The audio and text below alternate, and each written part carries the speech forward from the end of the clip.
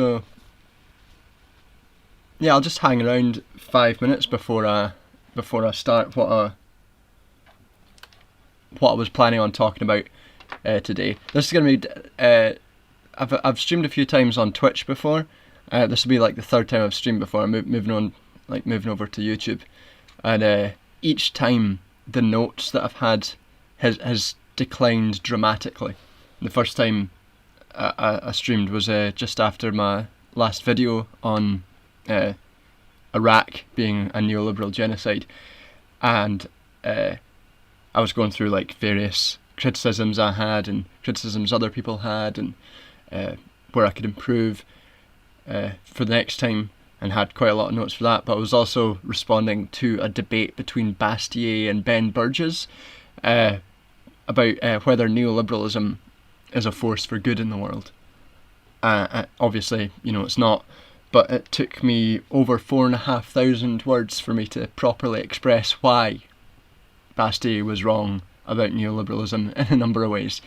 Then the time after that, I had maybe like 1,500 words, just talk about random shit about Darren Grimes and his terrible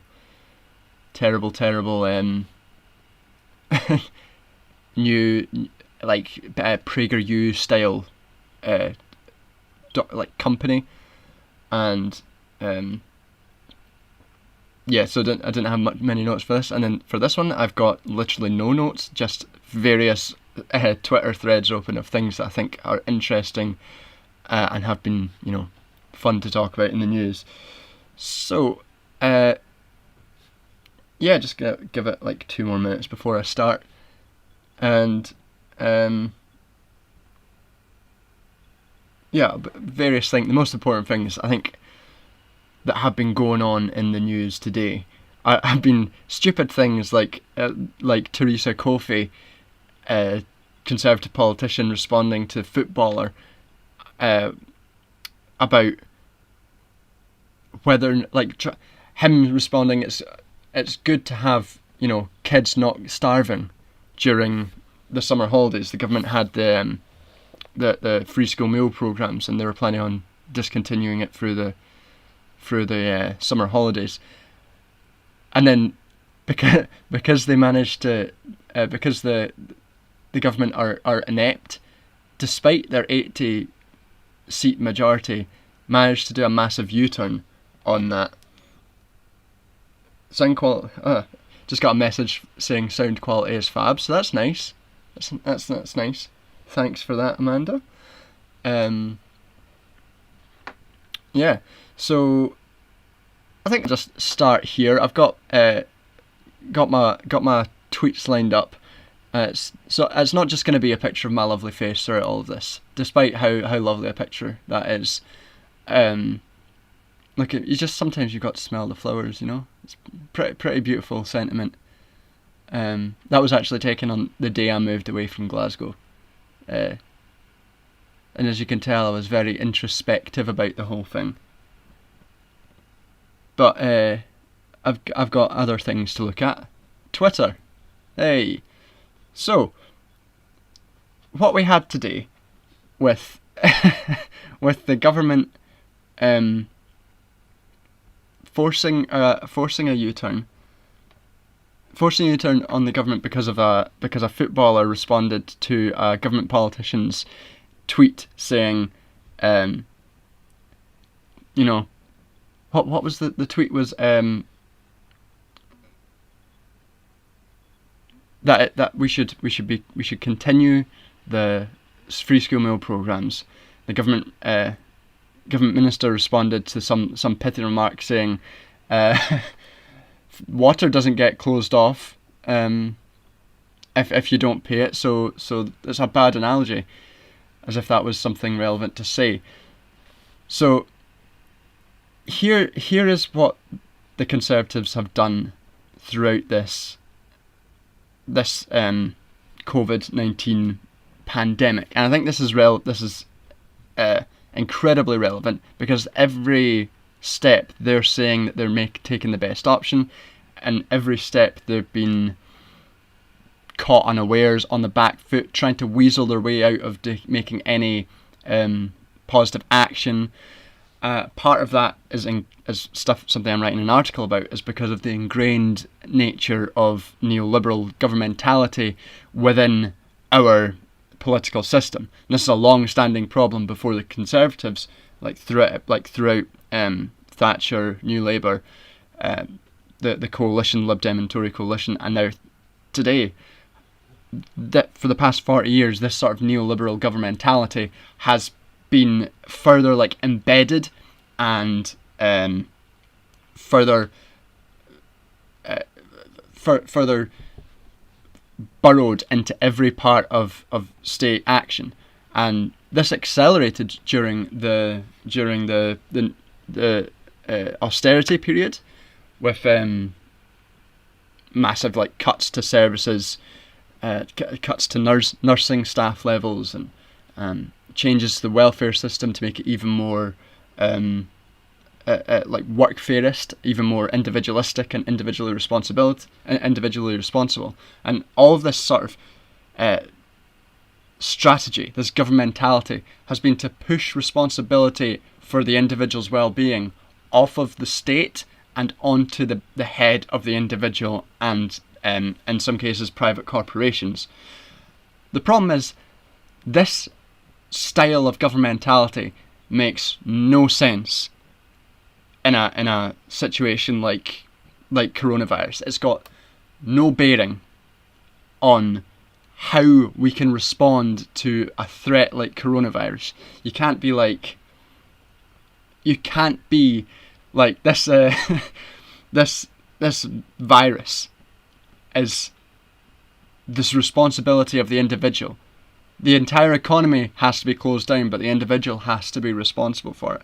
So while the Conservative government have had to sort of tread this line where they've been made to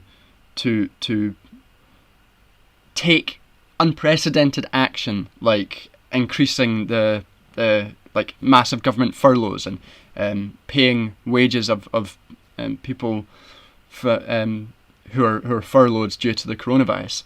This seems sort of completely out of the neoliberal mold, completely new, and it's completely new sort of style of governmentality. But I think if we look at it like that, then it's sort of a shallow vision of what the government's actually been doing. And this thread by Tristan, or Stan the Golden Boy as he prefers to be called, is quite instructive for how we can see this to be the case. Like he says, the Tories have studiously avoided making interventions or expansions or services wherever possible throughout this crisis, at the expense of tens of thousands of lives, so as to prevent the general public getting any ideas about what the role of the state could be like. Keeping wage relations with a furlough scheme instead of UBI to maintain the existence of unemployment for ideological reasons. Refusing to invest any further money into the NHS so as to provide adequate PPE while handing contracts to private healthcare apps. Officially encouraging volunteerism rather than commit to the necessary creation of new jobs to meet the demands of health and social care.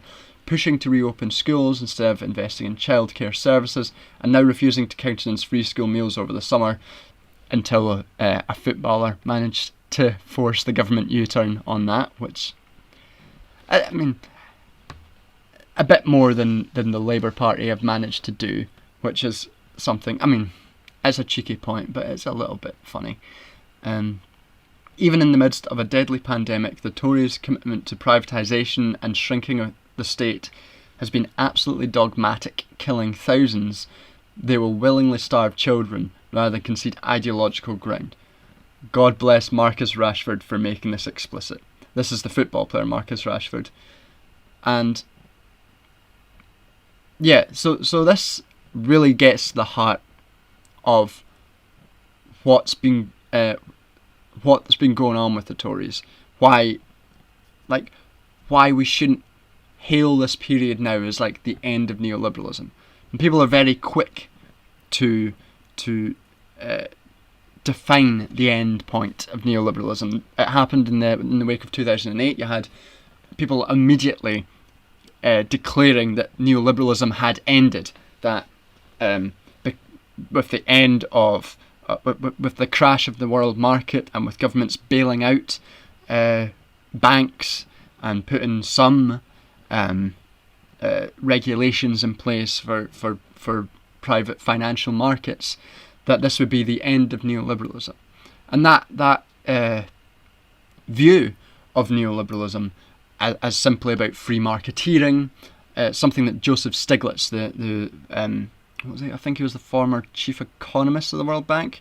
He's a Keynesian economist. He used to advise the Scottish government as well, but he defined neoliberalism as a grab bag of free market ideas, which, if you think that is the case, then something like the 2008 financial crisis would necessarily, show that period was over, because no longer after 2008 was a grab bag of free market ideas necessarily what was going on. But that misunderstood what the essence of neoliberalism actually was, which is not necessarily free markets or laissez-faire, but as an ideology of individualism, of making the individual the responsible party in the condition of their own life. And that is expressed through a number of ways. One that we can see commonly, and I think it's the best example, is welfare provision. And in the US and in the UK we have workfarism, which is a style of welfare which provides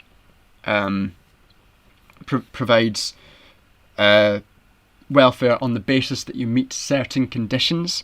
Like, it's not because you're poor that you might receive welfare. It's that you are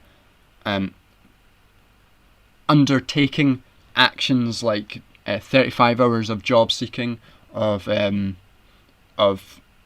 attending work capability assessments, of meeting with work advisors to make sure that you are the best possible person ready for active work in the labour force.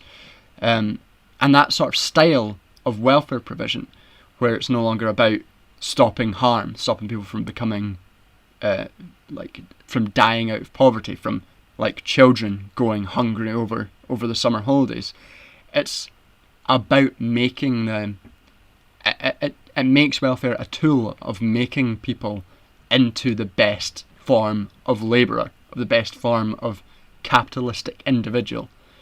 In this sense, neoliberalism is different to, I'm sort of rambling a bit here, but in this sense, neoliberalism is different to classical liberalism, which does tend to incorporate more of those laissez-faire ideals, though it's never really been the case.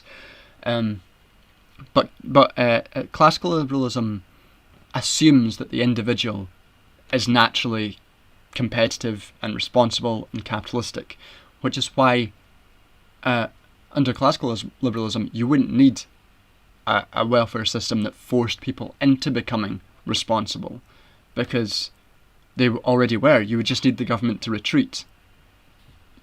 So what happened throughout the neoliberal era in terms of welfare was it didn't just get like stripped back, but it got completely changed, and it tried to make people individually responsible. In other areas we can see that too are in the provision of healthcare, where in the NHS increasingly private markets have been used to come in and provide services and offer consumers, here's a buzzword, a neoliberal buzzword that we often hear, market choice. Individuals are given a market choice to choose which healthcare they think is best suited for them. And in that way, the government takes responsibility away from themselves and puts it on the individual, because it's no longer on the government's back to provide the best sort of healthcare for the individual. But it's for the individual to make that choice themselves. If they don't get the best healthcare, then it's not the government's fault, because the government provides healthcare for lots of people, and it's on the individual for not choosing the right healthcare for them. And in that sense, the government is able to justify cuts to NHS services, cuts to staffing, cuts to all these different areas of social care as well. And this happened through austerity, all built around this justification of individual responsibility. And that led to, during austerity, massive shortages of staff in the NHS. I think as of last year, it was 1 in 10 NHS positions were vacant.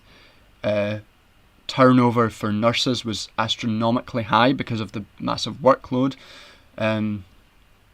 Hospitals were opening their cold weather, their flu season overflow beds all year round. They were at complete capacity. This was in 2019, before coronavirus hit, just before coronavirus hit.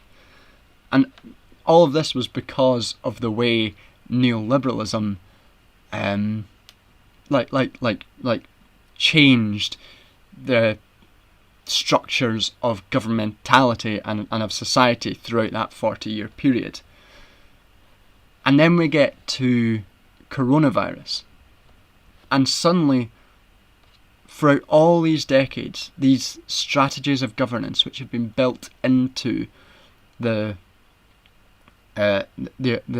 policy platforms and the styles of governmentality, ways that civil servants know how to deal with problems, all of that has become like a common sense in how a government can respond to crisis.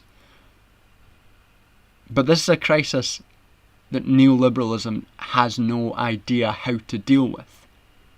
It's one that that shuts down a consumer culture. That's a consumer culture that's based on debt and growth. And I'm sure people have seen growth statistics from the period of since coronavirus hit, and it's just been massive drop off in GDP, massive drop off in the growth of the economy, because our economy is like based in this sort of growth, consumerist, service-based way. And neoliberalism doesn't know how to deal with this, so it takes different. It doesn't know where it's going, and that's why, as Tristan has pointed out here,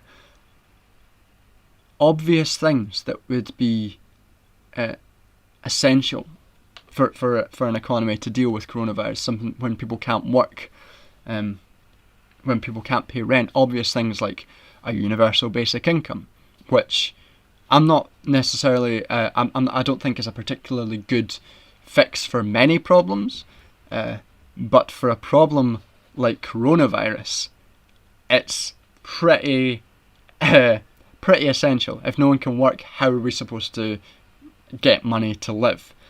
Then there's things like the rents, and while the government provided mortgage relief for those who are individually responsible enough to have houses that they can rent out to people, they didn't provide any help really for renters. And this is true not just of the UK government, of the Conservative government at the UK level. It should be remembered that this is also the case for the Scottish government. And the Scottish government in the UK has been is deeply neoliberal. Lots of English lefties or English liberals have this idea of Scotland as a sort of liberal heartland, in the same way that Americans view Canada as like this liberal heartland that's so much better than England. But in reality, Scotland is deeply neoliberal as well. And things like just a couple of weeks ago, the SNP voted with the Conservatives to vote down legislation they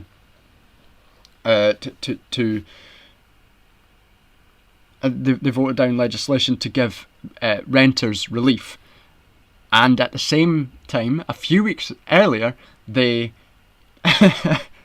they voted for legislation to give landlords billions of pounds worth of relief. So this sort of neoliberalised response to the coronavirus is present across the islands of Britain, but they've not been, and it's not been a particularly great response. So yeah, that's what I wasn't really planning on going on that big rant about neoliberalism immediately, but it just kind of comes out of me. If anyone has any like questions or anything that they'd want to talk about, just feel free to hit them up in the chat. But there's another thing I saw which is related to what I was talking about in terms of responsibilisation. Another point I saw, and it regarding welfare, and it was this tweet by Caitlin Moran, who's in this tweet thinking that she's being progressive, thinking that she's making a progressive case for food, for feeding children. And the tweet is, my parents were on disability benefits. My father had osteoarthritis. By feeding me, the state saved itself more money than by treating me for malnutrition in hospital. And now I pay back more in tax than we ever got in benefits. Food for children is quite a small investment.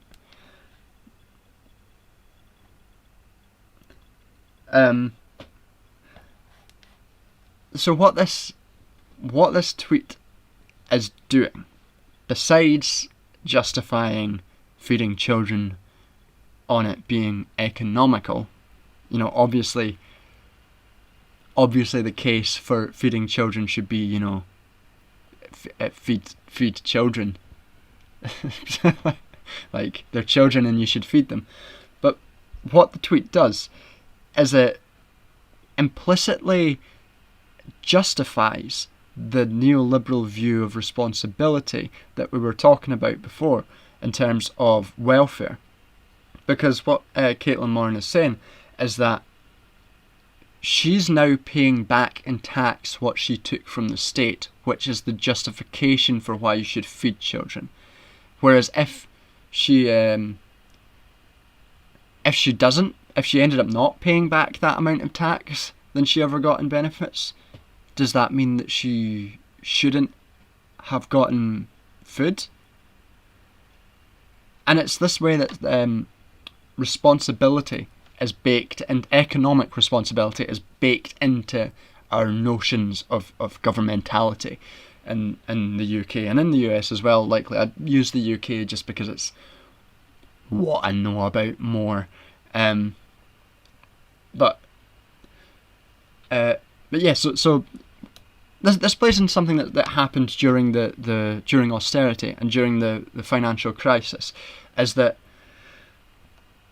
suddenly after the financial crisis, powerful forces, capital, the Conservative Party, even the Labour Party and the Lib Dems, all of whom stood on austerity platforms, though best not to rewrite history because we got a lot of this during the election. All three parties in 2010 stood on austerity manifestos, but Labour's was far less draconian than the Tories ever was. It's something that the Lib Dems often try and say to defend themselves for going into coalition with the Conservatives and doing austerity. It was, well, Labour were going to do it as well, and like, yeah, but they weren't going to do it as bad, which isn't to say that Labour were good there. It's just like, don't trust the Lib Dems. What this sort of tweet gets back to is this idea that the financial crisis was committed by people who was the fault of people who were individually irresponsible, welfare claimants, spongers, benefits thieves, immigrants a lot of the time, because they didn't pay their way in society. They just took, and it was quite effectively reframed that this financial catastrophe that was done by massive deregulation of financial markets, and the increasing the decreasing rate of profit because people could no longer afford to pay these mortgages, which they were encouraged to buy by a government that was determined and needed increasing growth, and a system which demanded increasing growth, and they had to shirk the responsibility of the financial crash away from that system, away from financialized capitalism, and onto something else, so that no one would dare challenge that system. And what they chose was benefits claimants who were maybe not paying more tax than they got in benefits. But that's not relevant for anything. It doesn't matter. It shouldn't matter if someone pays less tax than the benefits that they receive. What matters is whether people are able to live, whether children are not going hungry in school. And I think this tweet, I think, is trying to get to I understand why someone would make the point that we should feed children because it's economical.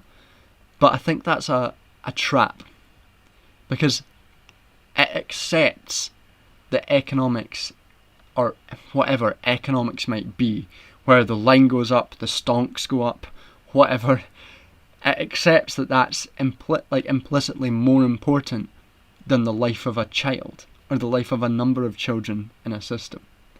And I think that's quite a negative way to frame it. Anyway, so the next thing that I was going to talk about in this, just changing gears a bit and moving away from welfare and neoliberalism, which is something I can literally talk about for hours. I was going to talk about the Conservative Party's new Commission for Racial Justice and Equality, and the person that they have decided is best for that role. And we all know what's going on right now with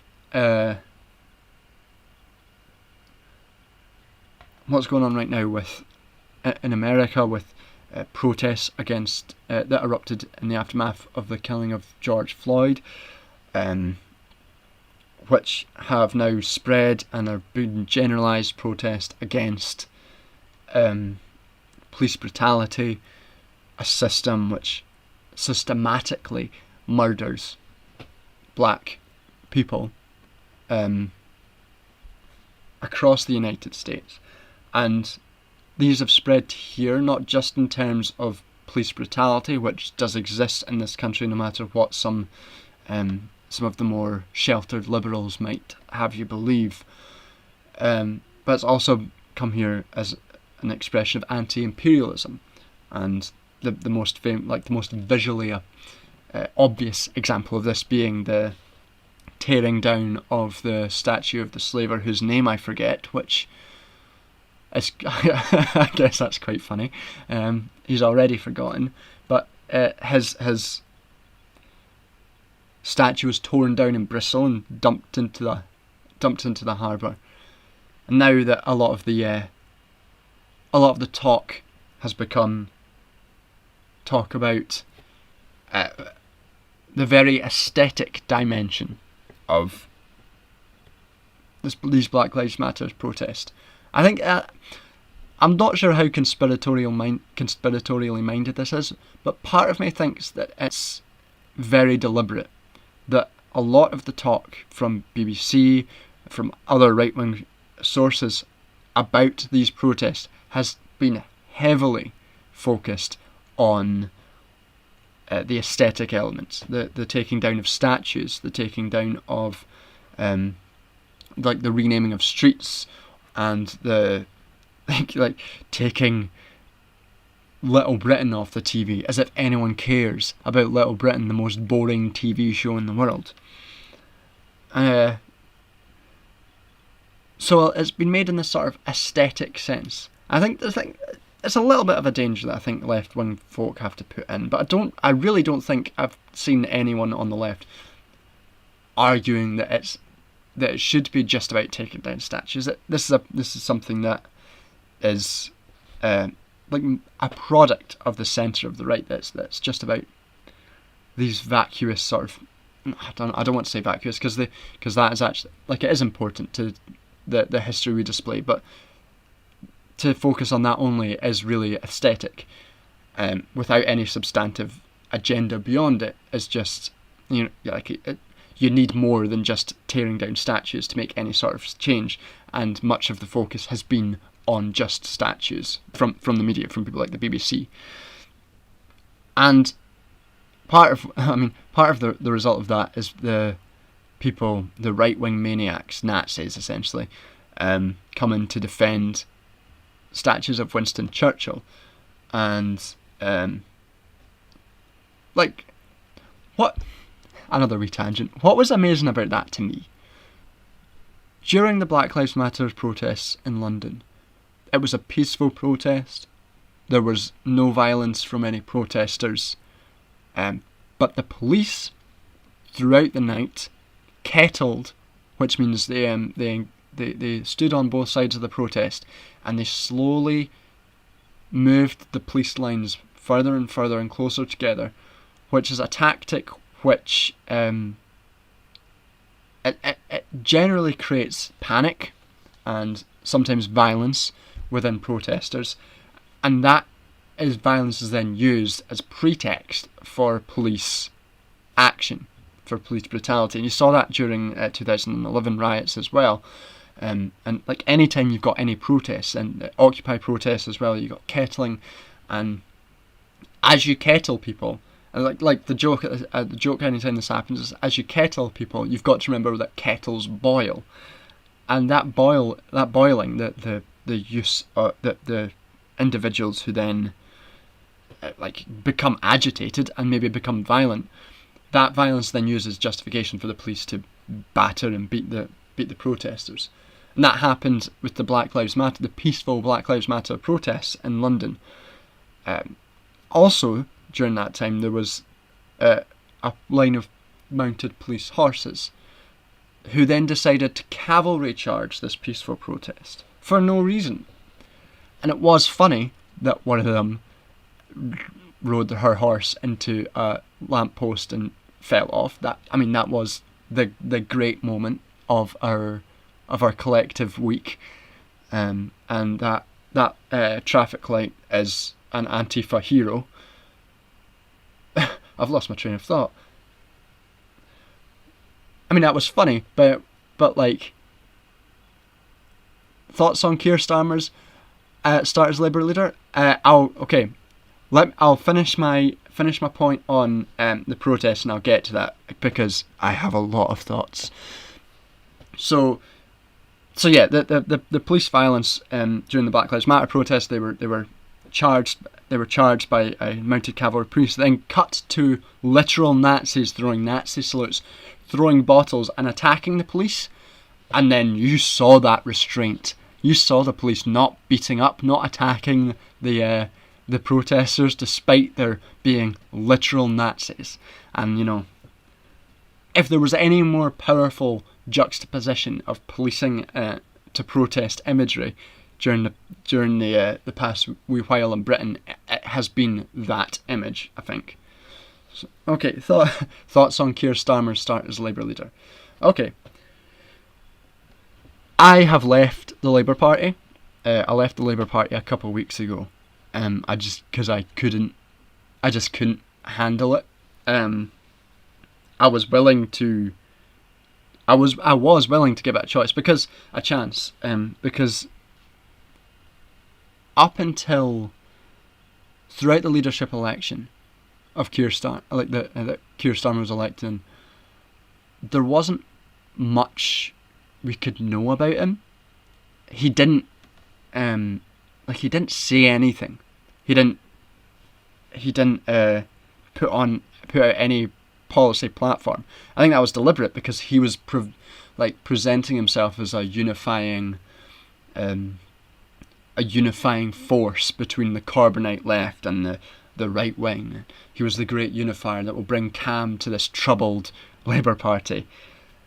But quite soon after that, the first signs of trouble were things like, during the leadership election, his refusal to sign the trans pledges,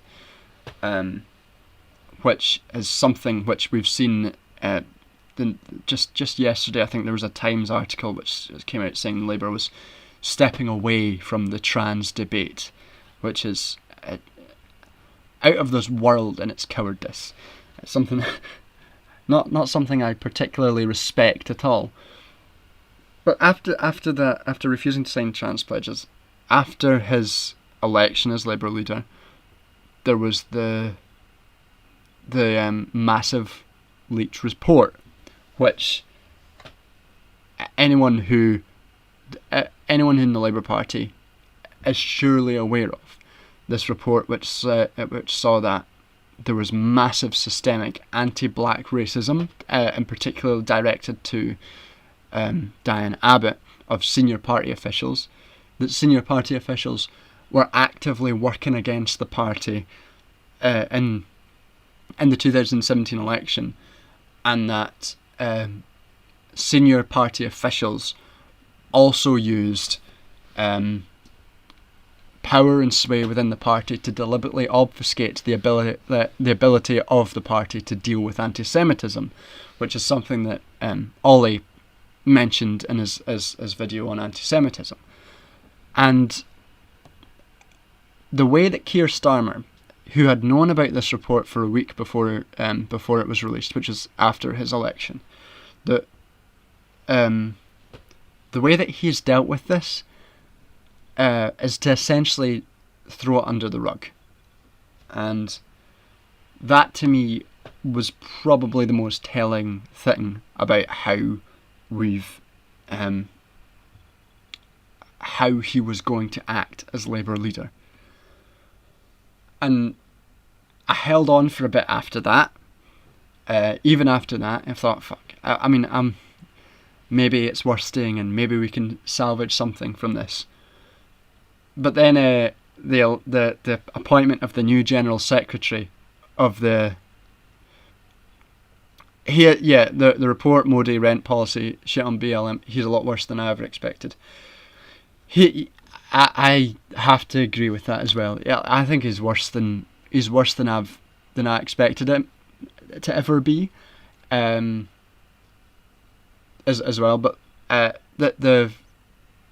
the appointment of the new General Secretary, who's a former Tony Blair apparatchik, and someone who'd previously said that he thought Labour Party needed to court the UKIP vote more.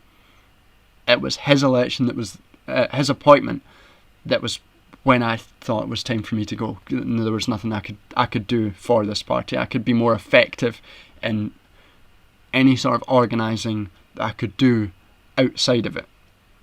And I think that's true. And things like the rent policy is one that was particularly bad as well. And it's one that reflects just how, if we go back to neoliberalism, just how ingrained these logics of governmentality are within our state system. The rent policy, for anyone who doesn't know, was to essentially put renters in massive amounts of debt for 2 years, rather than give a rent waiver, because they didn't want to oppose for opposition's sake. They wanted to do constructive things to work with the government and throw a whole class of people under the bus. And then there was the incident with the schools, which oh man, God bless Rebecca Long Bailey. She does her best, but she's just not respected by the party leadership. They had these 6 tests for opening schools. The government was planning on opening schools, and the Labour Party had these 6 tests. And Annalise Dodds, the Shadow Chancellor, went on BBC to talk about the opening of schools, and was confronted by, I think, was it Andrew Marr or Evan Davis, one of the bald BBC people, and he asked her, the Labour Party has these 6 checks that it demanded should be met. And this is something that's very characteristic of Keir Starmer, if you remember the 6 checks of Brexit, which he was very keen on. But we had 6 checks on opening schools, and not one of them was met. And when Annalise Dodd was asked why they're not stopping the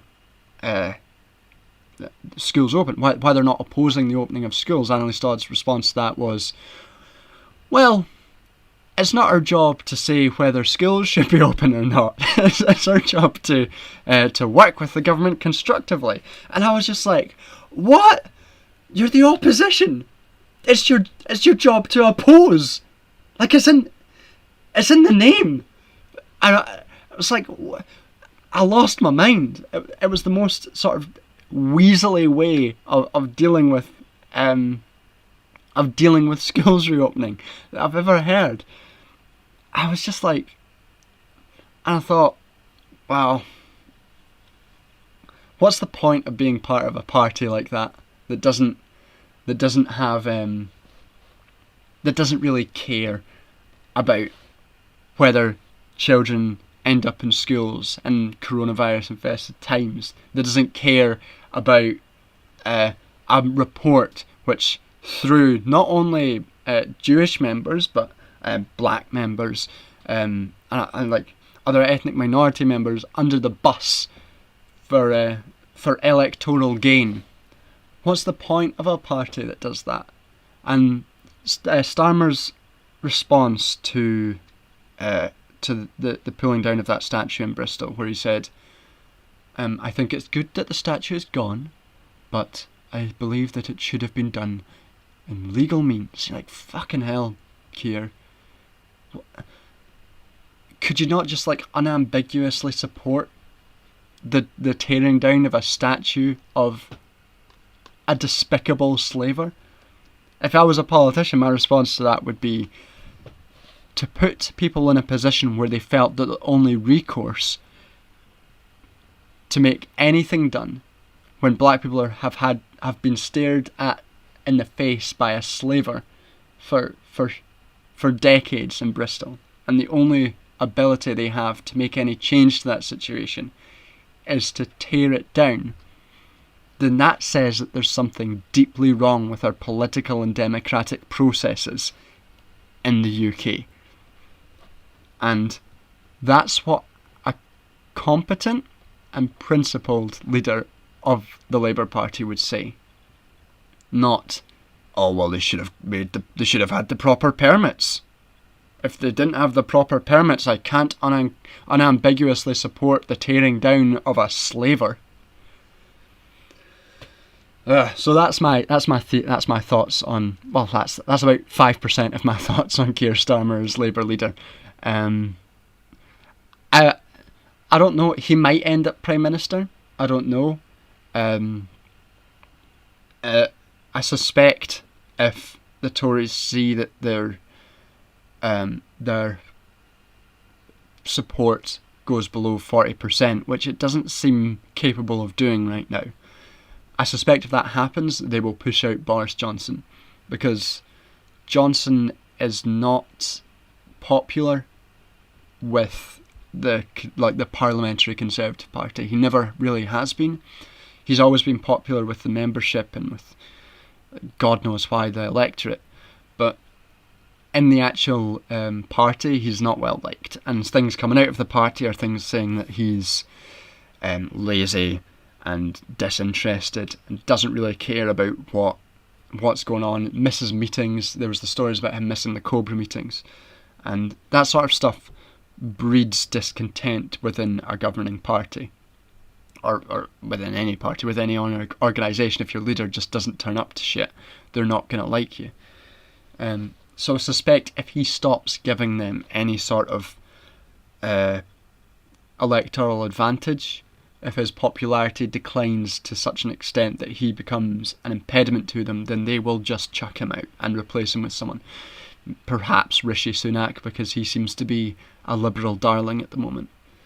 But if that doesn't happen, and if Starmer does continue to do well in his personal popularity ratings, which you should always be careful of reading too much into, because that, of course, is a personal popularity rating for the electorate as a whole, which includes Tories, and it doesn't really matter if someone who votes Tory likes the Labour leader, because they're very unlikely to vote Labour.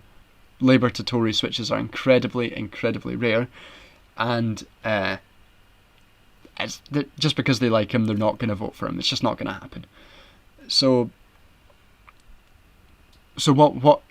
what I suspect is going to happen is his personal ratings are going to improve. He might take over Boris Johnson in the polls, at which point the Tories will boot Boris Johnson out.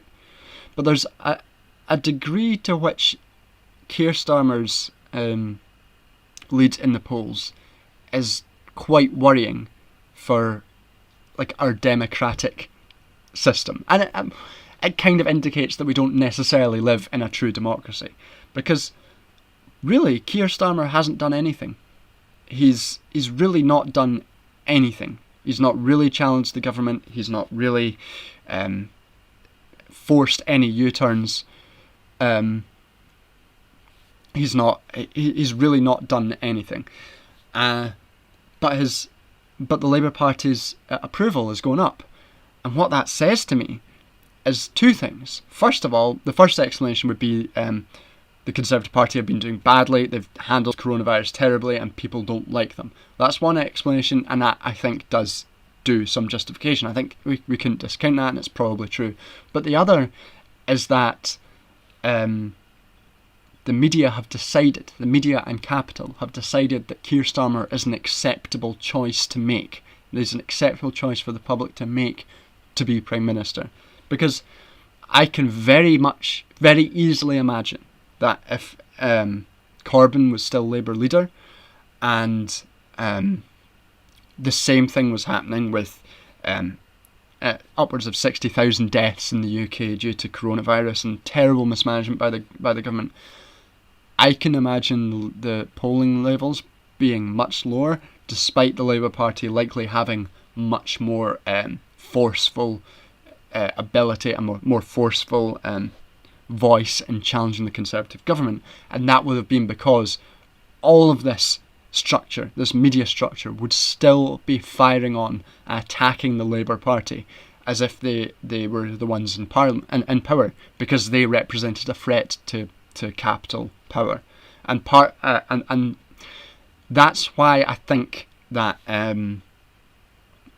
that Starmer's poll leads are actually quite worrying.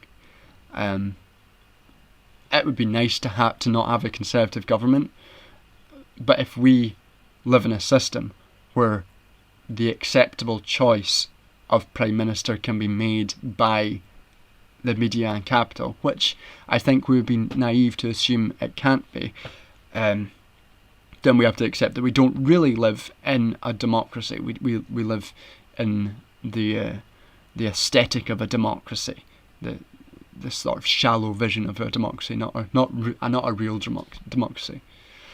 Albino Cavewoman. I'm so goddamn stoked that these statues are finally getting torn down here in the US. I mean, even the embarrassingly pandering Democratic Party is calling for tearing down the others. Yeah, I mean, it is, don't get me wrong when I talk about statues, it is really it's great to see statues getting torn down. And, you know, in the US as well, with like a lot of these Confederate statues being put up in the 1960s as a deliberate fuck you to the civil rights movement.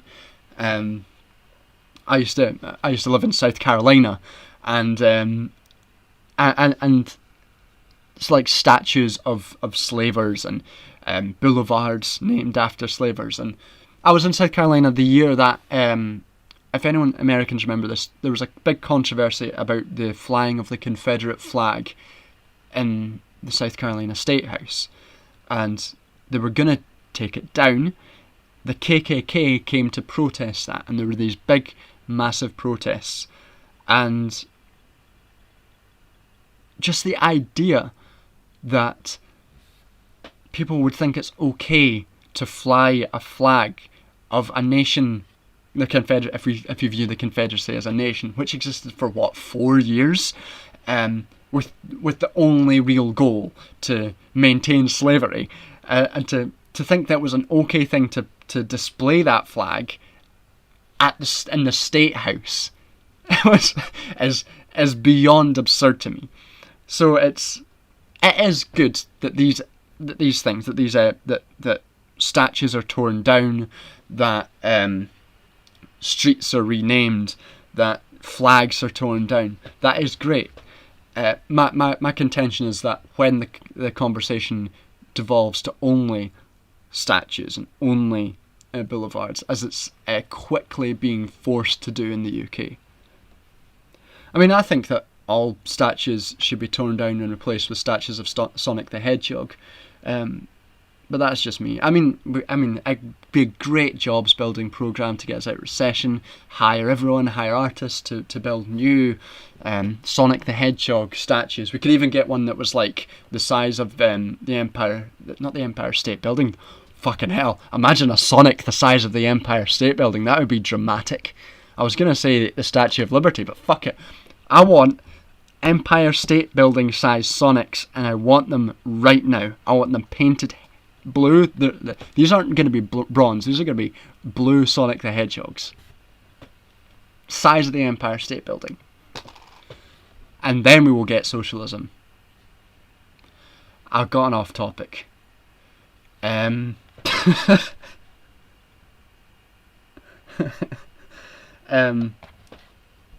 Okay, I was going to move on to something talking about this all started talking about the race relations, and the Conservative Party have decided to do a race inequality commission, and they've decided to put in charge of this race inequality commission this woman, Munira Mirza, who is someone who has doubted the existence of institutional racism and criticised a culture of grievance. So this is the person that the Conservatives have seen fit to put in charge of the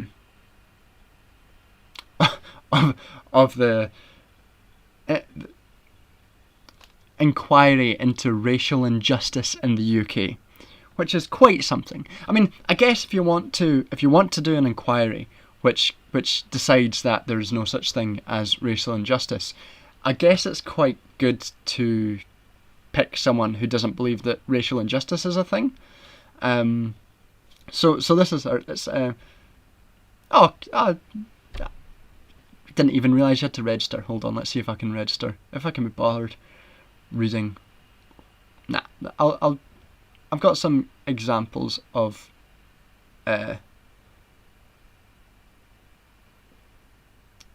what she said here. This is her spiked, her spiked like articles, the amount of articles she's written before she was put in charge of the Racial Inequalities Commission. They include Lammy Review, the myth of institutional racism, who are the real dons of counter knowledge, Christmas is banned, or is it? Is modern art a left-wing conspiracy?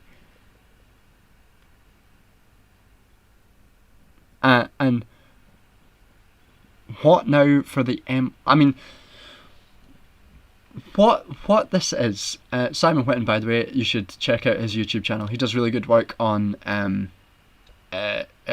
like biology. He does a really good video on racial difference of intelligence. He's a good guy. I was in one of his videos. He does good videos. You should check him out. But what this is a clear stitch up.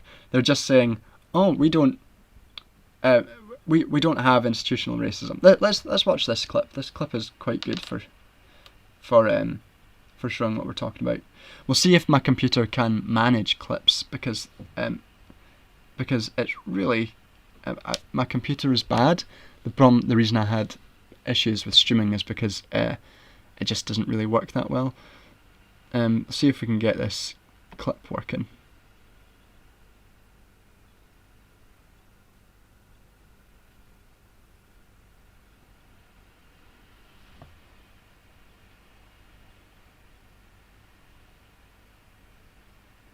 We'll get there. We can just say not now. Yeah. I mean, that's what it is. That the goal, what they decided to do was just pick someone who would say, no, we don't have a problem with institutional racism, and they can dust their hands, be like, yep, that's that. No institutional racism here, because we got someone to say that there isn't. And I think she's also looked to hire Trevor Phillips, who was the former head of the Equalities and Human Rights Commission, who was also recently kicked out of the Labour Party for very virulent and rampant Islamophobia, which, I mean, it goes to show just how poor the Equalities and Human Rights Commission is in this country, that you can have someone who is so racist as Trevor Phillips, that as the head of it, and he spent a long time trying to defund it and trying to cut bits and pieces from it. Yeah, this isn't going to work. My computer is trash. I have a trash computer. But yeah, that was sort of the main stuff I was gonna talk about today. If anyone's got like any other questions or anything that they want to throw out my way, or anything that they think they want to ask me about, stuff that I maybe might hang around and talk for a bit longer.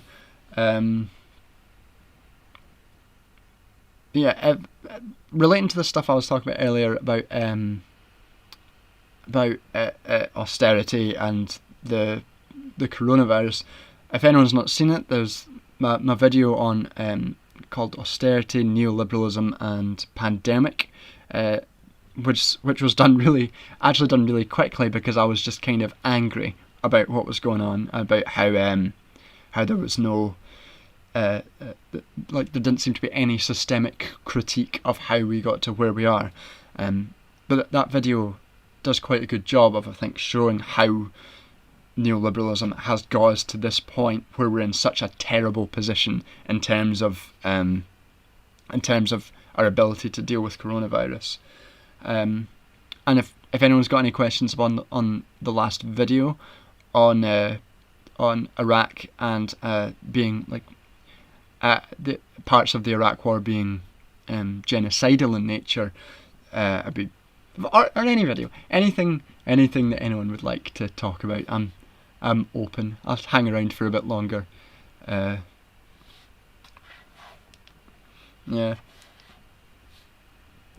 What other funny stuff happened recently? I'll take a look at my I bookmark tweets for stuff that might be funny or annoyed me or worth talking about.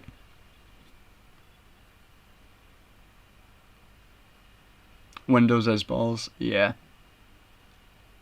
I think it's just my computer. Like, it just doesn't seem to work. Like, it crashes for it crashes with the use of camera on OBS. I don't know why. Let's see.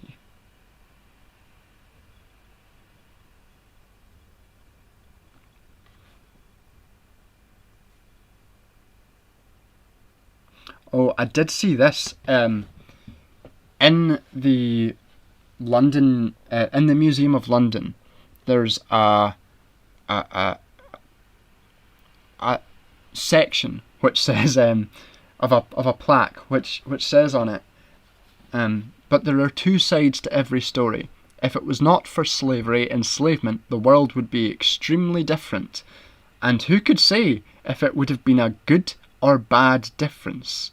Slavery was wrong. However, without slavery, England would not be the country it is today. Now,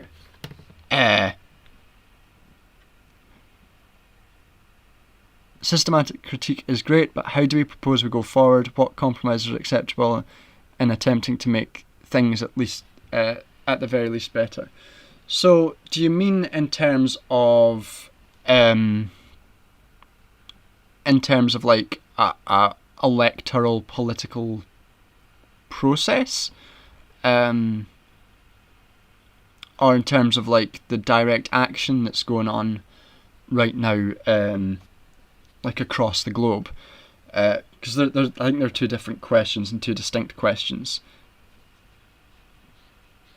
So in terms of like electoralism, so let's take the UK and the US right now are quite good examples of the limits of electoralism, because we've got we had insurgent political actors with insurgent political actors at the with Bernie and with Corbyn, neither of which were represented full-on breaks from the capitalist system, but they were just sort of they were the reformers. They would be the best chance of reforming the system, and they got destroyed in favour of status quo candidates like Keir Starmer and Joe Biden. So with me having left the Labour Party, my position has kind of come from it in a particular way, and that is, I would likely still vote for the Labour Party, depending on where I'm still registered to vote. Obviously, up in Scotland, it's slightly different. In another election, I might vote Green. I wouldn't vote the SNP because they're terrible. But I'd probably vote Labour or Green, just depending on how I felt at that time. And I would say that, if you're in America, you should probably vote, if your choice is between Joe Biden or Trump, you should vote for Joe Biden. I would probably say that.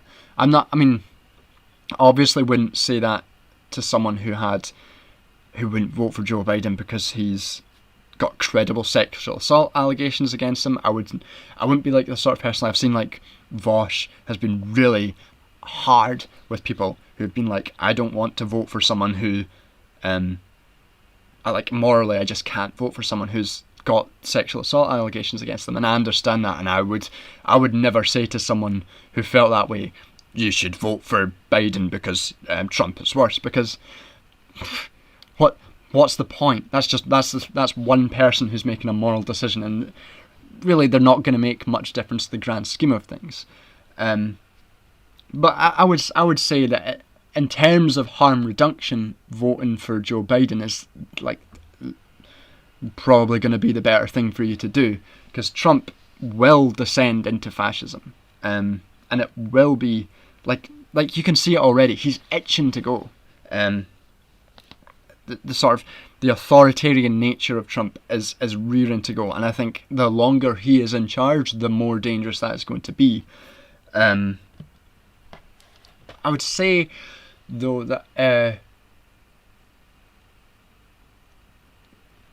the difference between there's a difference between just voting for someone as political action and then taking political action, because I'd really think that we get caught up on the left in questions of elections and an electioneering, which is understandable because it's like the main avenue through which politics is we're told politics is made. But it's really just easy. You can just vote for Joe Biden and then just work on a lot of other stuff beside that. Things that we should do immediately are join unions, become involved in those unions, and start like garnering collective action. The power of the current the power of the current movement right now has been incredible. The ability of these protesters to completely shift the political discourse in such a short amount of time with direct action has been incredible. And that would be where I would recommend people take their political action, make the most of their political action, as union strike action or direct protesting. I read a really, really good book recently called Riot, Strike, Riot. I can't remember exactly who wrote it at this moment, but it basically laid out a theory of how riots happened, and it tracked it through the period since pre-capitalist period, then the industrial capitalist period, and then today. And these three broad sections of when riots, strikes, and riots work best. And the theory was initially that the riot was a reclaiming of the political space of the market from the owners. So that you stole things, you took the exchange value of things from whatever the exchange value was to zero because you just took them, and you reclaimed that area. And then as industrial capitalism came about, the market was no longer the primary area of exchange and of capital accumulation. What happened there was the Joshua Clover, is that the author? What happened during strike was that then the production process was taken over as the main locus, and then now with Riot Prime, there's the area of the community sort of market area, the community square. And I think that if we look at the current riots through this sort of prism, we can see how there has been a reclaiming of those brilliant cheers, albino cave women. There has been a sort of reclaiming of the town square and places like and the burning down of the police precinct in Minneapolis. That's a very symbolic reclaiming of the community from the symbolic oppressive force of the police. And then with Seattle, the establishment of a autonomous commune, the rejection of power from the collective square. And it's because production has often been shifted away from our direct influence, and part of that's through the increasing globalization and markets being used to connect our Western states with slave labor across the globe, and so they reclaim that area of the market square. And I think that's a really interesting way of looking at it, and it's been incredibly effective at setting an agenda. Just like a month ago, nobody was talking about police abolition. Now it's on everyone's lips, which is great. It's a great double-edged sword. It's a great shifting of the discourse, and it's done more than electioneering did. I think that it's been the discourse shift on this issue has been bigger than any shift that Bernie Sanders managed throughout 6 years of political campaigning for president. I mean, he did great work, but he didn't manage to get anything quite as radical and quite as incredible as these riots have managed to shift discourse. And I maybe wouldn't be sure that that such a massive shift in discourse might not have happened if Bernie Sanders hadn't been around to sort of lay a groundwork about that. Maybe they would, maybe they wouldn't. That's getting into counterfactual stuff, but it's interesting how quick that direct action has been. So in terms of where we go forward, I think that that we do engage in direct action. And in terms of compromises which are acceptable, I mean,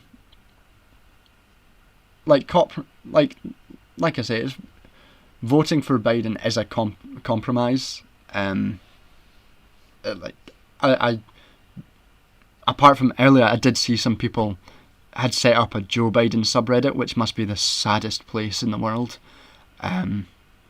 Apart from those people, I don't think there are many people who are enthusiastically going out to vote for Joe Biden. So most people will see it as a compromise. And I think this question of compromise is one that you come across quite a lot. Like, should we just demand? We have these demands and we want these demands to be met. But I don't think that's how we should approach leftism, as having demands that we have to have met. I think a better way to approach it is leftism is a methodology for how we interpret the world and which actions we should do, what are the best actions to take in particular circumstances. So it's not necessarily, say, police abolition, we want that now. The question is, we want police abolition, so what are the ways that we get there? Things like, and which ways are misleading? So things like the thing that was going around, like the 8 for 8 test or something. In the aftermath of Minneapolis, they had this big campaign about, get these police reforms in, and then that will fix the problem.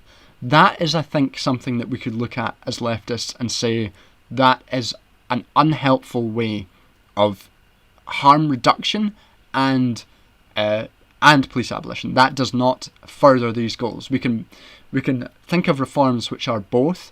So things like immediately reducing the scale of the police footprint, like getting rid of, decriminalising drugs and decriminalising sex work. That's not necessarily police abolition, because like, we can do those things tomorrow and the police would still exist, and it is a reform, but it is a reform which will get us towards further the goal towards police abolition, rather than, say, silly things like those 8 for 8 police reforms about banning chokeholds, as if, I mean, what there are places where, I think, was it San Diego? There was all those things were already banned. There was a police force where all of these things, banning chokeholds, having body cameras, all of these stuff were already implemented, and they still had high rates of brutality against black and brown people. They still systematically murdered black and brown people, and they still locked them up in a prison system which is, deeply unjust at disproportionate rates. So the issue of, like, these reforms was an entire red herring that if we'd put all of our collective force behind, would have probably taken the wind out of the sails of any sort of abolitionist radical movement. Does that answer your question? I kind of rambled a bit. I think I might have. I think we'll hang around for about another 15 minutes, or if everyone's got any other questions, I'll see what else I can ramble about. But I was going to talk about this Museum of London thing. Here it is here. But there are two sides to every story. If it's not for enslavement, the world would be extremely different, and who could say if it would have been good or bad different? Quite an astounding plaque to have in the Museum of London to say whether or not the world would have been good or bad different without slavery. But the fact is that slavery did. Slavery was wrong, however, without slavery, England would not be the country it is today. I mean, that is true, and it's still true about what, all of Britain's, and not just England. England gets a lot of this. It's Scotland as well. So much of Scotland's wealth, so much of our power came from colonialism and came from colonialism and came from imperialism and came from slavery. It's something like one in five of British plantation owners were Scottish. So we were deeply involved in that, and Scotland has a very, very big problem with its collective amnesia about slavery. But it is certainly true that if it wasn't for slavery, Britain, America wouldn't be the places they are today. But I mean, to phrase that in a way that is like seems to be justifying it is bizarre to me. The idea that was in the Museum of London. It's important to note that this still exists. There's like between 45. I've been hoofing around one of my videos the past few days because I think it was underviewed. I thought it was quite good, which is the one called Laissez-Unfair, the Free Market Myth Part 2, which had a lovely wee montage of my dog in it because it was quite grim. But in it I talked about how free markets are not just throughout like history, not just since slave, like the colonial period.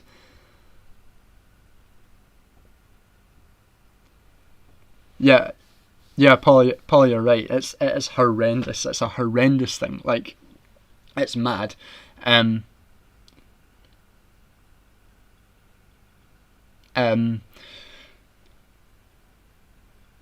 Yeah, it's such a disgusting way to frame it. Like, England's we got money out of this. So who's to say if it's good or not? Like, why? What? If it wasn't for slavery, the world would be extremely different. And yeah, like I was saying, today our economic system is built on the backs of between 45 and 60 million slaves that are still working today. And if they stopped, our entire economy would collapse in an instant. Because that's how we get all of our goods, all of our cheap goods, all of the... something that Bastiat said in his debate with Ben Burgess is that commodities under neoliberalism have decreased in price dramatically. And he attributes that to free markets. And you're like, well, free markets are the reason that these labour markets are connected. But the thing that makes the goods cheap is the slave labour. so that's not something that you mentioned, because it's not really something that you want to sort of promote when you're trying to say that your economic system is the most just. This is something. This is going to get into a sort of wider theoretical debate about social democracy versus socialism. A lot of the time, when you're talking to a social democrat, they talk about how we need reform. How look at Sweden, look at the Nordic countries. They're so good. They've got such high standards of living. So the best thing to do is to just reform our countries to be more like that. But that misses an entire dimension of world economic order. That the only reason those countries can exist with such high living standards is because they export their production to this slave labour. The only reason that they can exist like that is because of this like world slave market that we still live under. And if you don't grapple with that, then any analysis that you've got of economics or socialism or of progressing towards a better economy is going to be totally void. It's going to always be based on like on an incomplete picture. I think this is a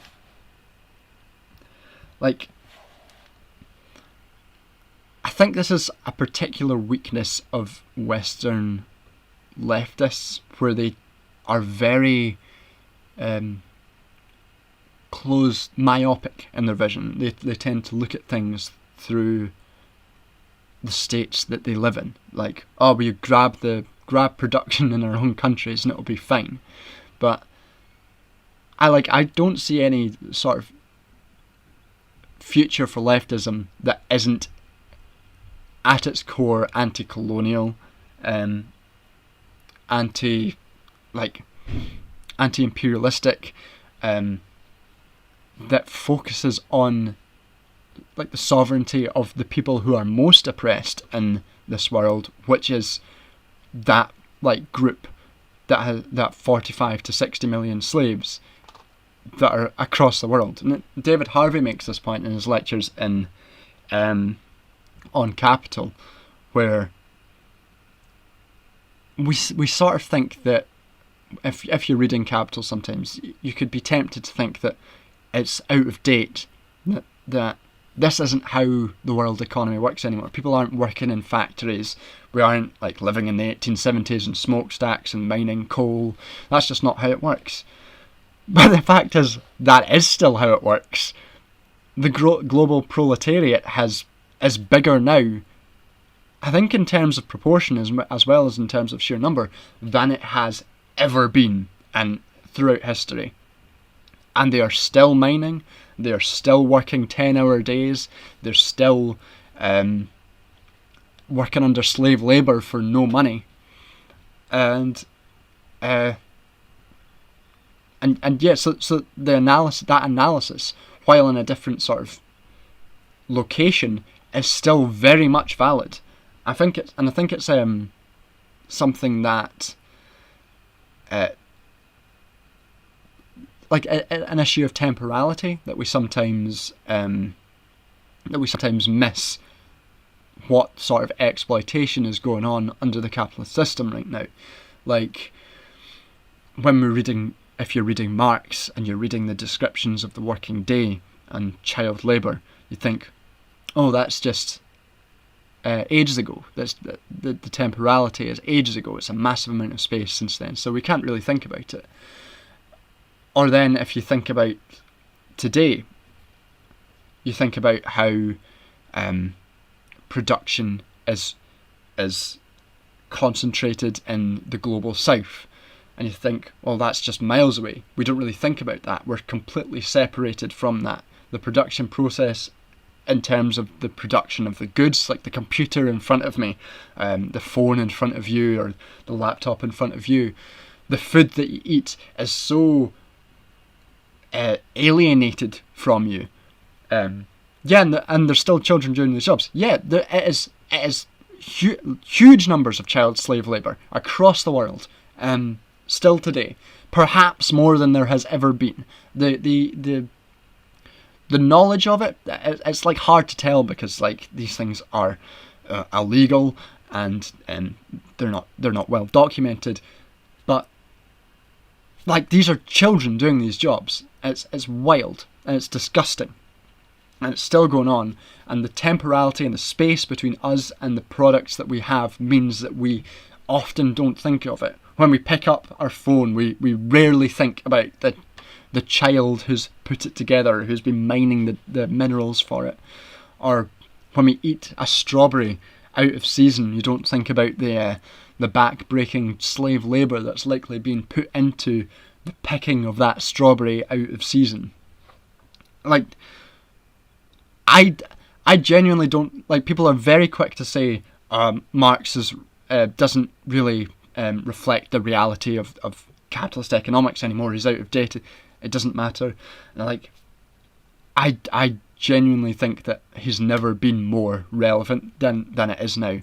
I saw an annoying tweet earlier today about someone saying, why are people still reading Marx when there is still when there's so many other black revolutionary, indigenous revolutionary writers to read? And you're like, so many revolutionary writers, indigenous, black and others, have used the work of Marx to build their revolutionary theory around. Like, by no means is Marx a comprehensive understanding of leftism, and by no means is he right about anything. But the idea that you want to disregard like someone like that built such an incredible theory and incredibly descriptive about the world. If you want to disregard that because it feels like there's better people to read, I mean,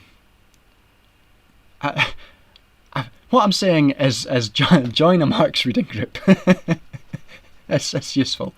I mean, there's definitely worth reading lots of other stuff as well. Like Indigenous and Black revolutionary writing is phenomenal. The next book I've got planned to read is a book on the philosophy of Malcolm X, which I'm very excited to read, and it should be.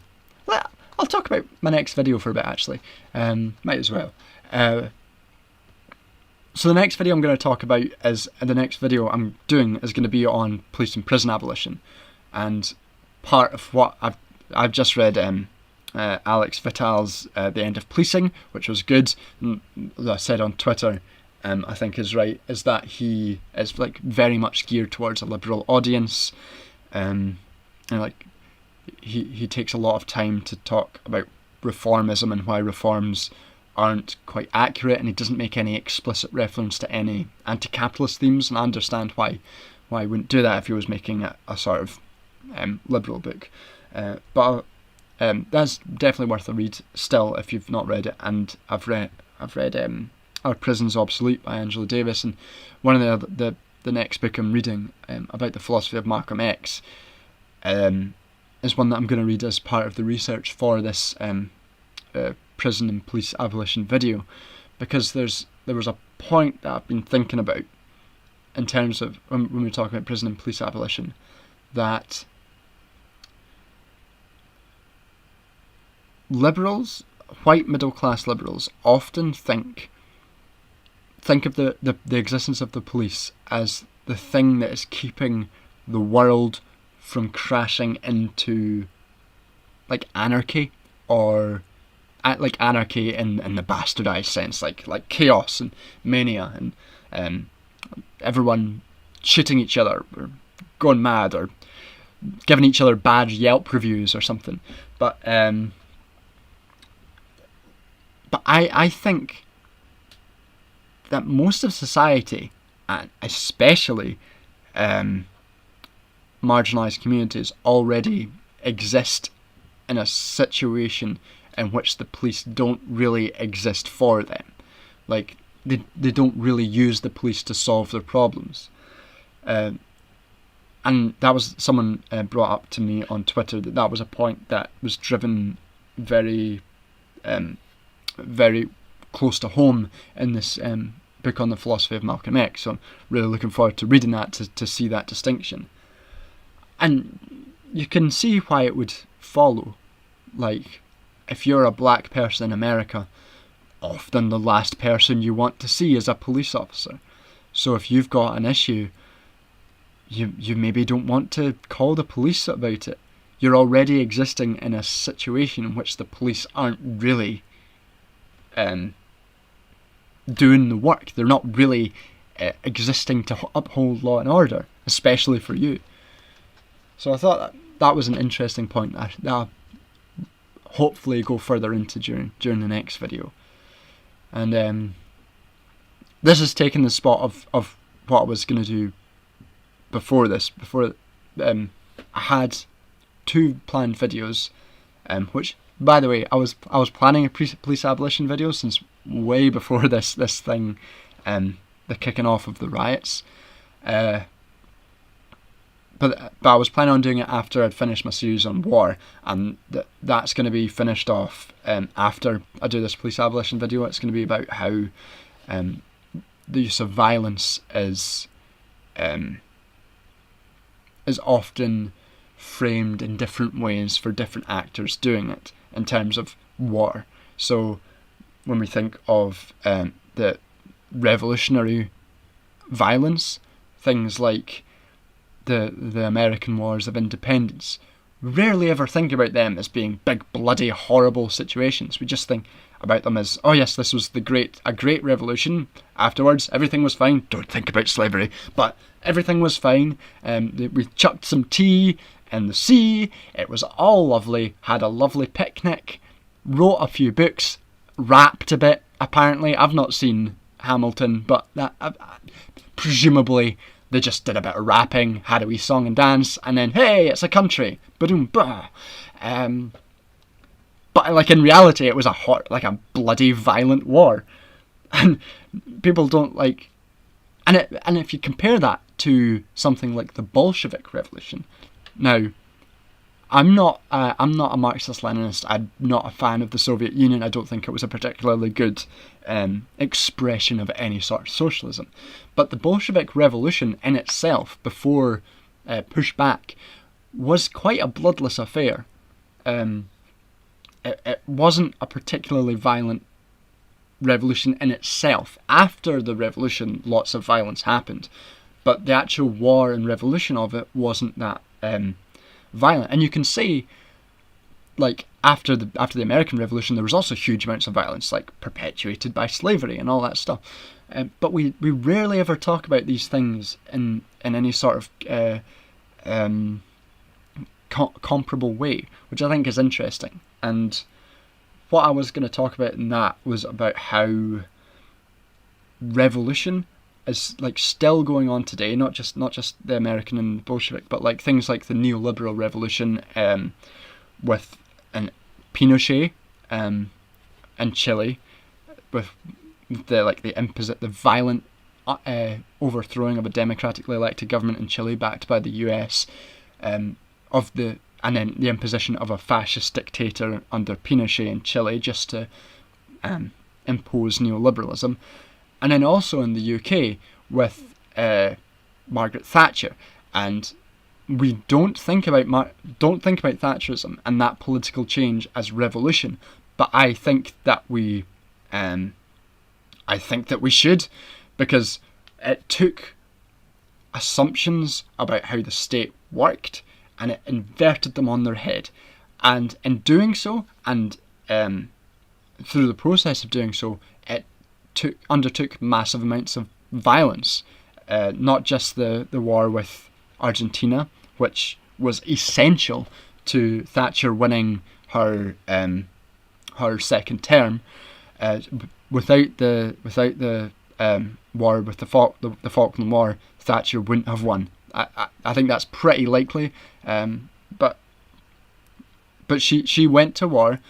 She had this massive rally around the flag effect. She committed war crimes by sinking a boat that was retreating, and she came back as a national hero and used that power to brutally implement a new political programme, which I think is what we can call, I think we can justifiably call revolutionary. And then she undertook and supported that revolution, and we're getting back to the police now, see, it's all coming round, all like fucking, it's fucking circle.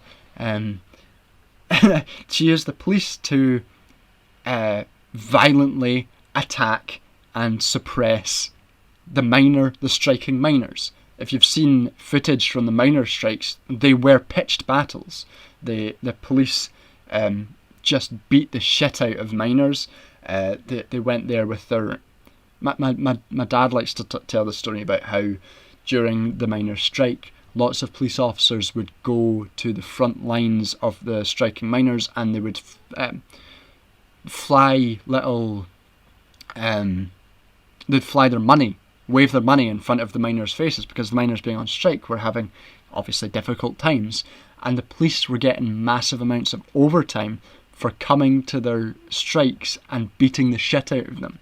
So this was like a massive like period of state violence against its population for the purposes of imposing a new political and economic system, which worked. And I think that we can justifiably call that a revolution. So that's what the video that I was originally going to do next was going to be about, but I decided to move with the zeitgeist and talk about police abolition, which seems particularly relevant right now. Other ones on my docket, things I've got to think of, are like I want to do one on Scotland's and its collective amnesia of imperialism, why Scottish people don't seem to think of themselves as having benefited from or being involved in slavery and imperialism, when of course they were heavily implicated, and how there's a tendency within the Scottish parts of the Scottish independence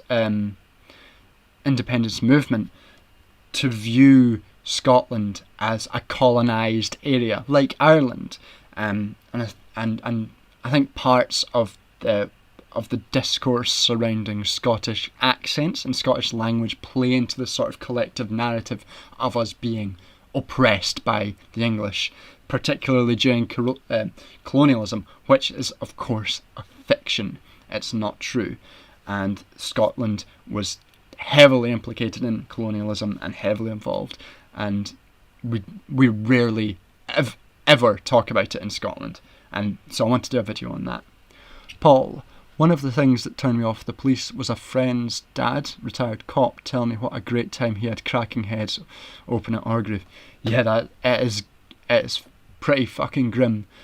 I think this is something. So when people say all cops are bastards, and when they criticise police, there's a temptation, I think, from people who are maybe not on board with police abolition to talk about, well, I have a friend who's a police officer, he's a really nice guy, and I have a family member who's a police officer and he's a really nice guy, and like what like police abolition or ACAB doesn't require these extreme cases like the retired police officer having fun cracking heads open at Orgreave. It just requires them to take actions that allows people to have a great time cracking heads at Orgreave, which is what the police force is set up to do. And it's interesting, the police in Britain were explicitly set up originally with the explicit goal of breaking strikes. That was their original goal, and the idea that we could move on to any sort of better system which removed the police from that didn't remove the police from the system is a fancy to me, because it's built into the police, the DNA of the structures of the police, the founding blocks of the police force, that they will protect capital. Every action they take will do it. They will beat your head open if you're a minor striking, because that's against capital interests, and it's your role to protect that. They will today charge a group of Black Lives Matter protesters because they represent a threat to the dominant political interests. But they won't attack the far right, because the far right is far more in line with the current dominant political interest than even centre left. It's pretty grim. Whew. It's kind of a double-edged sword coming to a stream with me or watching one of my videos, because like, I swear I'm mostly quite a chilled out guy. I'm not always this miserable. I'm not checking my phone in case I'm getting any messages saying that I am actually that miserable, but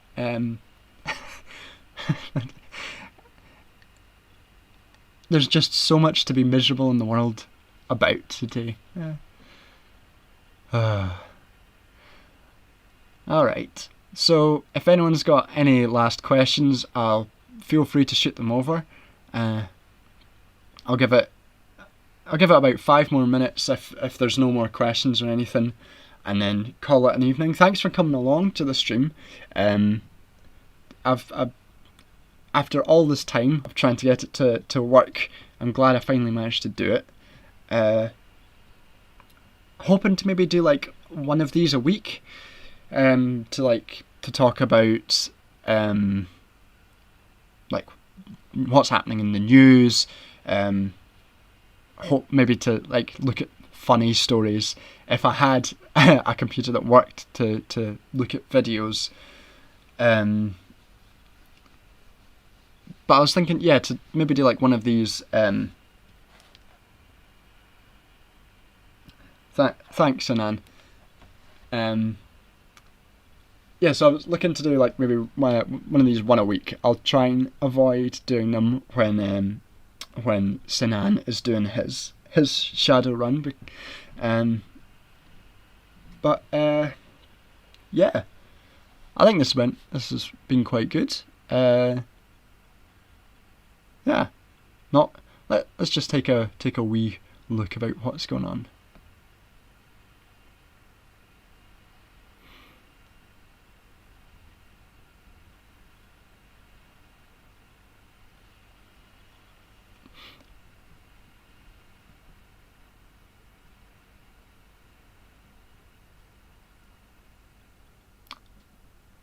Oh, this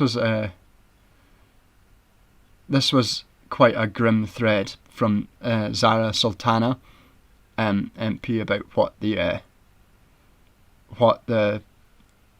entire history of this new Tory Equalities Commission head. If I could get onto it, I would.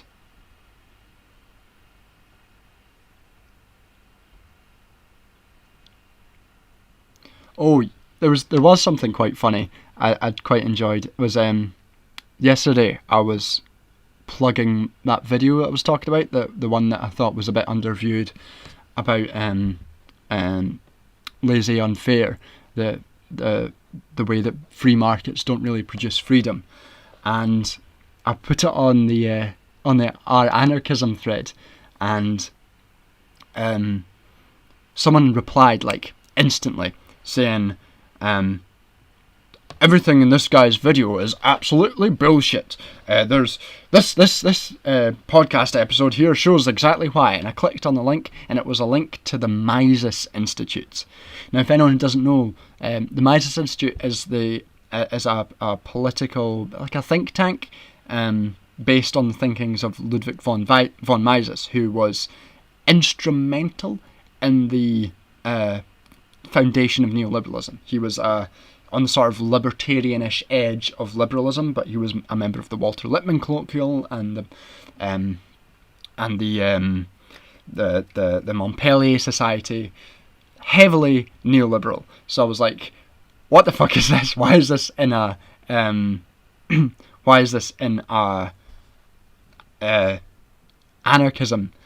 subreddit?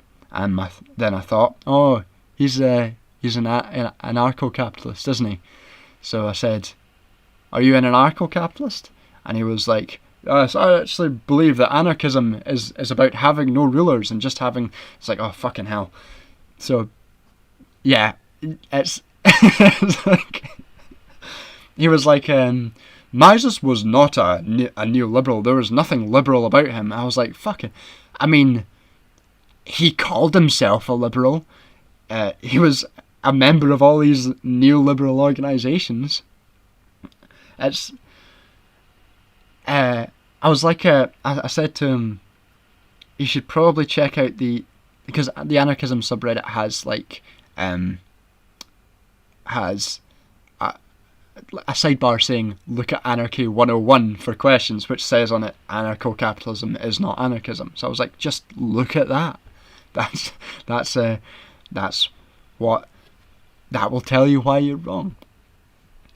Anyway, let's take a look at this. It's fair to say that most people don't know how terrible Sajid Javid and Patel are, and I want to ensure this thread from Zara Sultana, by the way, is from last July, so this is a year ago. She's the director of Number 10's policy unit. In 2017, she disputed David Lame's review of racism in the criminal justice system, which highlighted the bias and discrimination faced by black and ethnic minority people, and said it exaggerated the problem of racism. And now she's, leading a commission into institutional racism.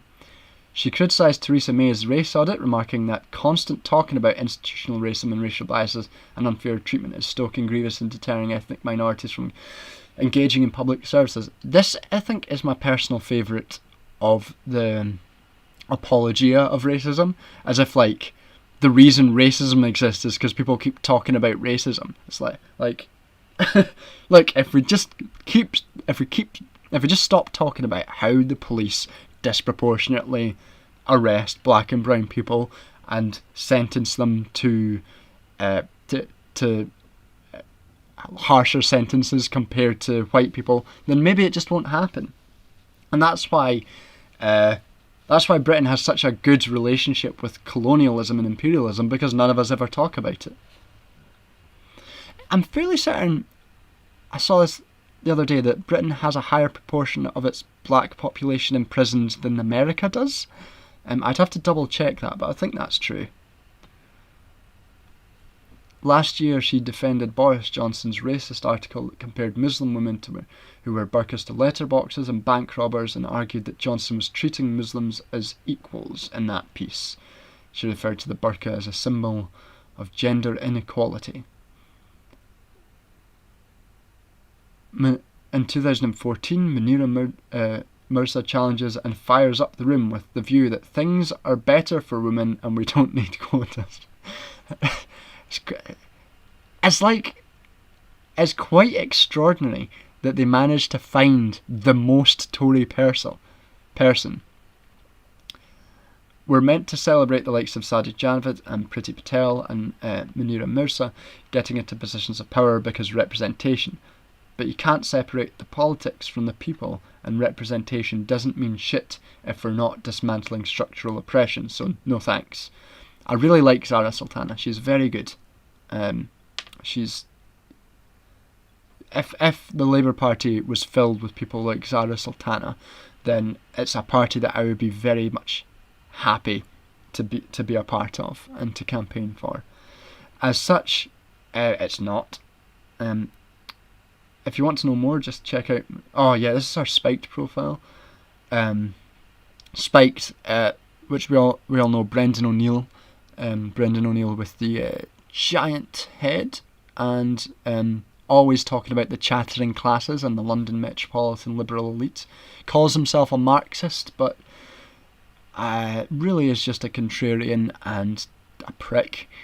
And they, downplayed the Bosnian and Rwandan genocide and deny climate change, and receive significant funding from the Koch brothers, like true Marxists. The Marxists who the Marxists who are always taking money from the Koch brothers. I cannot wait until my YouTube channel gets on the radar for the Koch brothers, so I can finally get all that Koch brother money that they always give to left-wing political projects. It's me, fucking H-Bomber guy, Ben Shapiro, all in that same Koch brother funded world. More things to add. Reminder, in charge of the Commission for Racial Inequality. On the hijab in 2017, Mirza stated, "I find it bizarre that any woman who lives in the West would choose to hide herself like that without coercion, and even more bizarre to claim it's an act of feminism." So you can see why Boris Johnson likes this woman, given his history of rampant Islamophobia. On the Windrush scandal, she wrote a blog post that the real lesson is not one of racism, as in at the deliberate targeting of ethnic minority groups. Rather, it is the process of immigration enforcement that needs to be improved. Man, I wonder if immigration enforcement might intersect at all with racism. It'd be a big if true, guys. The Manifesto Club, which she co-founded, opposes laws to strengthen the vetting of adults working with children. Well, that's sus. Has encouraged universities to give a platform to far-right speakers, and supported Oxford Union when it invited Holocaust denier David Irving and BNP's Nick Griffin. Here's the thing about Nick Griffin. So, a few years ago I was at a conference, and it was about referendums, and it was just after the Brexit referendum. And someone there I was speaking to worked in the EU, and it was not uncommon in the EU to see Nick Griffin of the BNP, of the far right racist, essentially Nazi BNP, meeting with Nigel Farage, who was then an MEP, embracing him and then going to lunch with him. Just in case anyone's in any denial about what sort of person Nigel Farage is.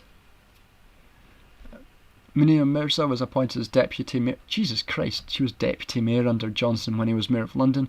The time was seen to move to neutralise accusations that Johnson had used racist language in the past, especially as he seeks to slash grants to ethnic groups. Oh. Can someone queue up the what's that? UK's general population is 40% black and ethnic minority make up 25% of the present population. In the US, 13% of the general population are black, but made up. It's not as bad, but it's okay. Yeah, thanks for looking that up. Yeah, I mean that's quite extreme in the UK still. So when people in the UK talk about how we don't have as big a problem with racism, it's just not true. We have a big problem. Thanks for looking that up, fact checking me in real time. Curb Your Enthusiasm theme. That's what I was thinking of. A fierce critic of multiculturalism. Nigel Farage is a baddie. I'm sorry. Yeah, he's. There's just something about him. I suspect he's a little bit right wing. I don't know what it is. It just seems a little bit right wing.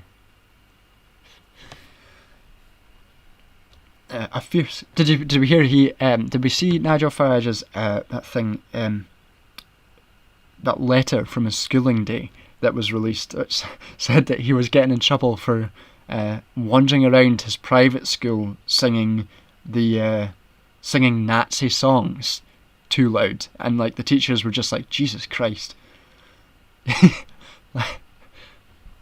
A man of the people. Yeah, like he'd been walking. It was this letter that was sent back home from his parents to his parents. Had been released, saying that he'd been wandering around the grounds on his private school singing like Nazi songs and making other students uncomfortable with his far right talking points.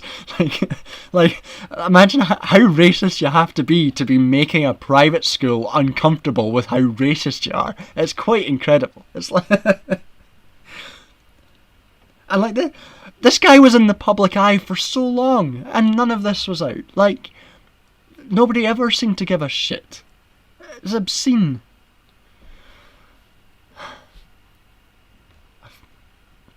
A fierce critic of multiculturalism, her policy recommendations in a 2004 Institute of Ideas paper included deleting the specific duty to promote good relations in the Race Relations Amendment Act, review existing legal exceptions for minority groups such as Sikhs and Jews. Jesus Christ. All in all, I don't think she is a great choice for a review into institutional racism. Like, I mean, what do I know?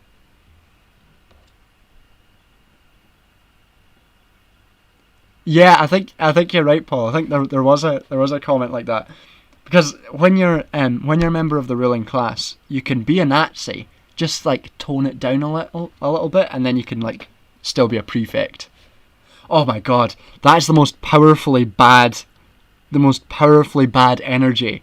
Is not just private school, not just a Nazi, but a private school Nazi prefect. It's like, fucking hell, it's like the worst.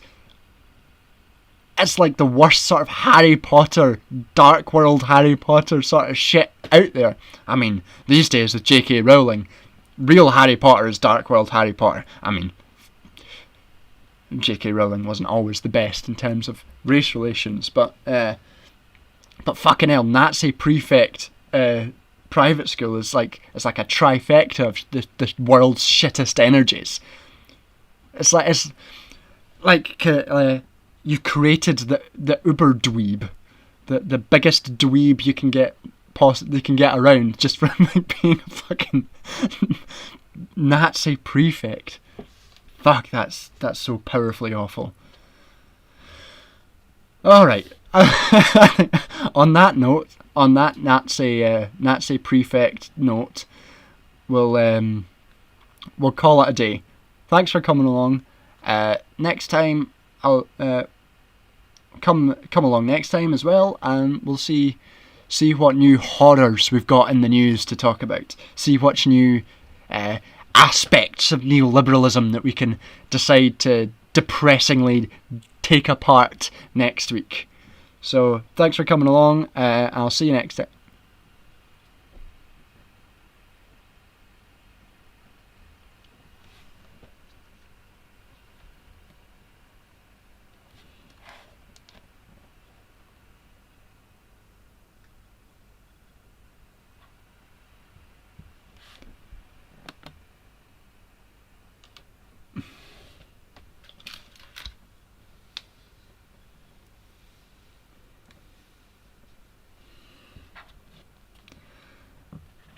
I'm trying to end the stream. I'm not sure if it's ending. Come on. This computer, man. It's... Oh, cheers. Thanks, Lexi.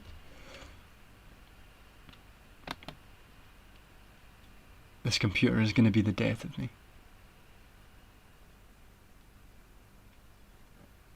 Yes.